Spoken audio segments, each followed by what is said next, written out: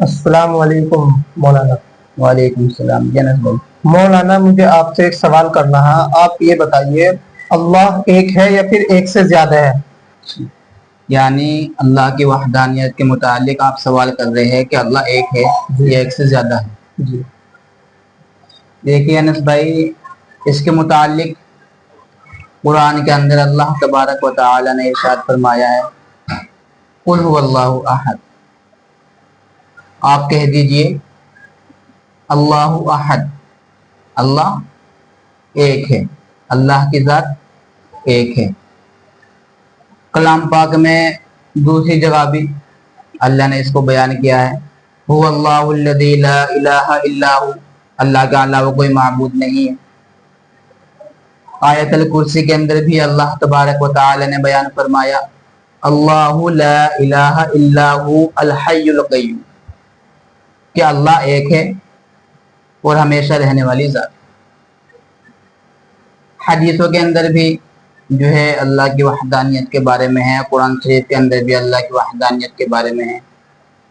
لیکن جو لوگ اللہ کے ساتھ شرک ٹھہراتے ہیں، اللہ کی ذات میں کسی کو شریک کرتے ہیں، جیسا کہ حضرت عیسیٰ علیہ السلام کے بارے میں ان کے قوم کے لوگ یہ کہتے ہیں کہ حضرت عیسیٰ تو جو ہے اللہ کے بیٹے ہیں، یا پھر وہ کچھ ان کے اندر مطلب فرقے ہیں، وہ یہ کہتے ہیں کہ اللہ دو ہے، کوئی ایک فرقہ ہے وہ یہ کہتا ہے کہ اللہ تین ہے۔ تو اس طرح کے جو سوال کرتے ہیں یا اس طرح کے سوالات ذہن کے اندر انسانوں کے آتے ہیں، تو اس کے بارے میں یہی ہے کہ اللہ کی ذات ایک ہے۔ اللہ تبارک و تعالی نے ایک جگہ قرآن شریف کے اندر بھی اس چیز کو بیان فرمایا۔ دوسرا یہ کہ میں آپ کو اللہ کی ذات ایک ہے اس کے متعلق ایک بوڑھی عورت کا واقعہ آپ کو سنانا چاہتا ہوں، جس سے ہمیں معلوم ہو جائے گا کہ اللہ کی ذات ایک ہے یا ایک سے علاوہ ہے۔ لیکن میں آپ کو اللہ کی وحدانیت کے متعلق ایک عقلی دلیل دوں گا، جس سے کہ ایک جو بیوقوف انسان ہے، بیوقوف قسم کا انسان ہے جس کے اندر دماغ ہی نہیں ہے، وہ بھی پتہ لگا لے گا اس قصے سے کہ اللہ کی ذات ایک ہے، اللہ کے ساتھ کوئی دوسرا شریک نہیں ہے۔ اس کے بارے میں یہ ہے کہ ایک بوڑھی عورت تھی اور وہ چرخے پہ اپنا کام کیا کرتی تھی، جو بھی کام ہوتا ہے چرخے پہ، دھاگا بیننا یا روئی بیننا یا کپڑا بنانا وغیرہ۔ تو کسی عالم نے، میرے نام ذہن میں نہیں آ رہا عالم کا، وہ میں مینشن کر دوں گا، اس بوڑھی عورت سے سوال کیا کہ اماں مجھے یہ بتاؤ کہ اللہ ایک ہے یا ایک سے علاوہ ہے؟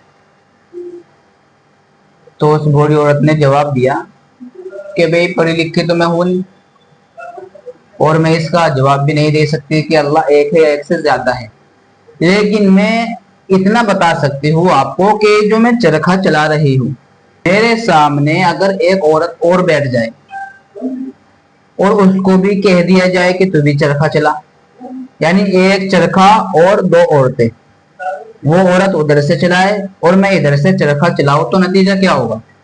نتیجہ یہ ہوگا کہ وہ ادھر چلانے کی کوشش کرے گی اور میں ادھر سے چلانے کی کوشش کروں گی، چرخہ کیا ہوگا؟ ٹوٹ جائے گا، ختم ہو جائے گا۔ تو ایک چیز کا نظام چلانے والا ایک ہی ہوگا۔ اللہ تعالیٰ قرآن شریف کے اندر ارشاد فرماتے ہیں، لَوْ كَانَ فِيهِمَا آلِهَةٌ إِلَّا اللَّهُ لَفَسَدَتَا، یہ قرآن شریف کے اندر اللہ نے بیان فرمایا کیا؟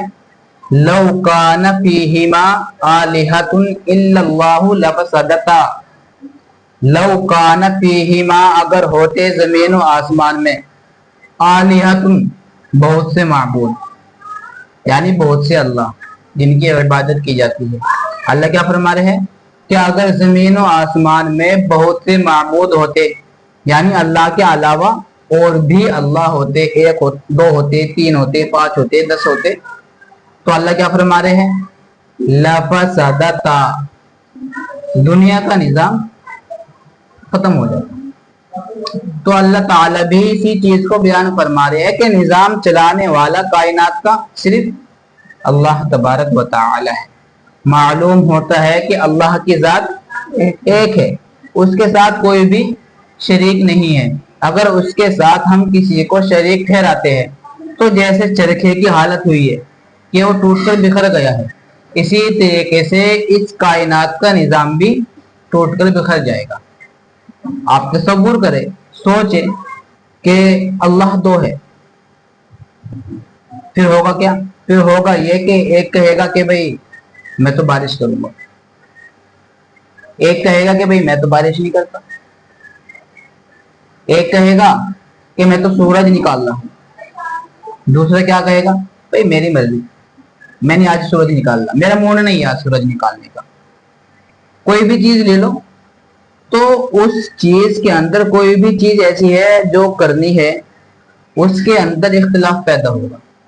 इख्तिलाफ पैदा हो तो जाहिर सी बात है उसके अंदर बिगाड़ पैदा होगा, बिगाड़ पैदा होगा तो वो चीज सिरे से ही खत्म हो जाएगी, बिखर जाएगी।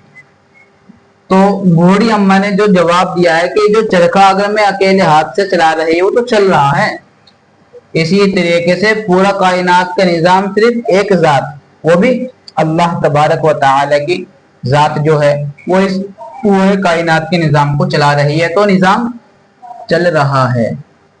अगर वो लोग जो अल्लाह के साथ शिरक करते हैं, किसी को शरीक ठहराते हैं, अगर ऐसा हो जाए तो दुनिया का निजाम पता ना कब का खत्म हो जाता।